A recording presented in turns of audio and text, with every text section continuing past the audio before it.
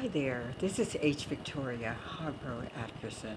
I'm an author and a writer, and I'm here to tell you about some of my great books and hope that I will see you sometime next week at the Harlem Book Fair in Harlem. It's on 135th Street.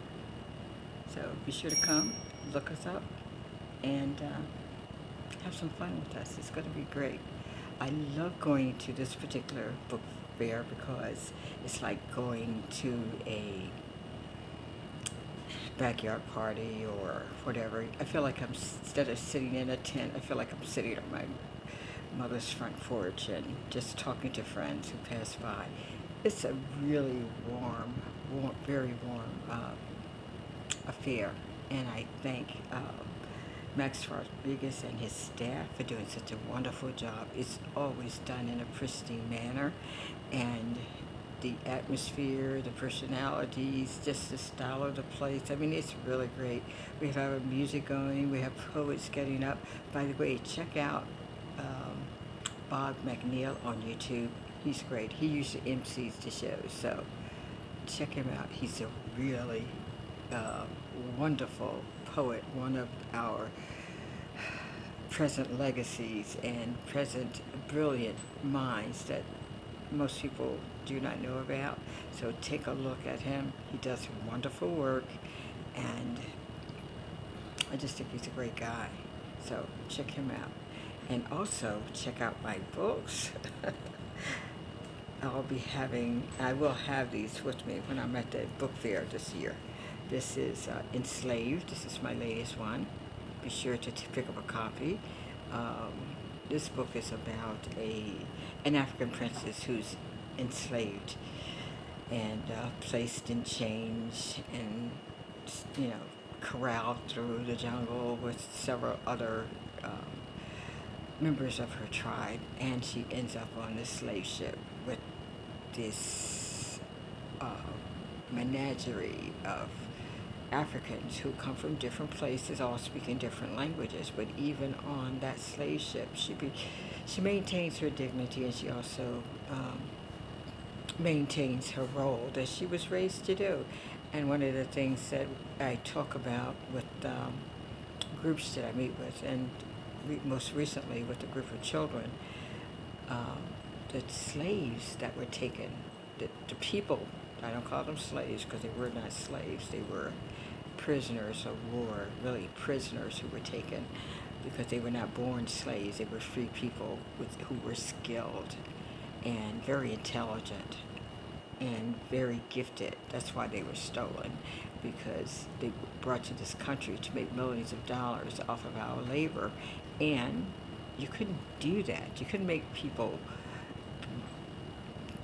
millions and millions of dollars, the foundation that this country was built on, if you were incapable of doing that, or if you were lazy, if you were unintelligent, if you were uneducable or unable to grasp anything.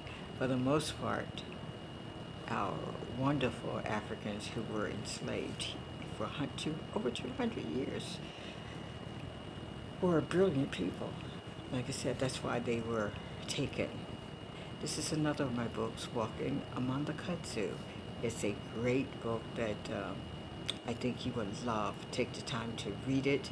The characters are wonderful. It also takes a look at the family structure and how the changes that we go through if we have difficulties in the family, and what happens to us when we are forced out of our natural homes, our natural habitat, things that many children today are going through.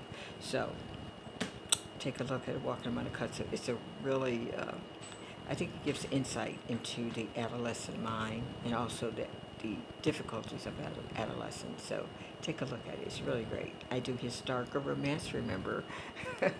So it's full of love and a lot of love scenarios and different kinds of situations among different people and how they love each other. So I think you're going to like it. And I take special interest in certain characters, I guess, because I've seen them walk around me in my lifetime, and I like to get that over to other people because I think we have to share it. You got to share knowledge, and it's really cool to be able to do that in a written form. This particular book, this Buttermilk Bottom, was a neighborhood from my childhood that I visited many times to play with my friends on these muddy streets. This was a place that was always wet and very irregular streets to play on because you have to skip over the little potholes that normally come in the street. It was really, really interesting, and I think of it when I was a child growing up, and how I look at it now is completely different. And I think that's a part of that coping skills that we have to deal with the environment that we are forced to live into sometimes. But Buttermilk Bottom is a real thrill to read. It's some of everything in there. Terrific blues singer that I'm very fond of. And a wonderful number writer. And then there's the neighborhood know-it-all, which Cripple Jake. He's the most versatile person and one of the more intelligent people who lived in Buttermilk Bottom. And I think you're going to love that, along with high, what do you call it?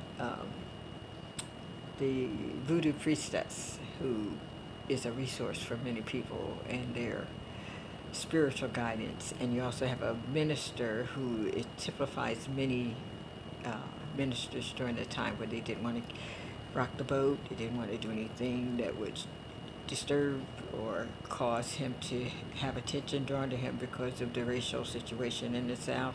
So there are a lot of issues in this book, along with child abuse and spousal abuse and all the things you would think of in a deprived area. It's in that book, and you need to get it. You need to read it and see what it was like living under segregation in the South. I tell you, it's a good book. Now, this is one of my favorites. This is Stones Along the Path. This is a bicontinental relationship and a bicontinental romance about a Peace Corps volunteer who falls in love with a gorgeous African, and she loves him beyond measure, and he loves her madly. But it took going to his home to find out who she actually married, and from there we have a very tumultuous relationship. We're in part 1 and part 2. We're going to her children's lives with the two lovers who have difficulties, continue to have difficulties in part 2. So take a look at those. I think you'll love it. Some great reading. I mean, I love reading, and I love good storytelling, and was raised it because I'm a Southern girl, raised in Atlanta, Georgia, and but I spent many of my summers in New York with my aunt and uncle on 141st Street, right at Lenox Avenue. So, and also spend time with my grandmother in Fairburn, Georgia, which is not that far from Atlanta. At the time, it was like 20 miles away, but at that time, it seemed as if we were taking a trip to some really foreign land. We were only going 21 miles outside the city limits, but that is the mind of children. You know, like we thought we were taking forever to get there.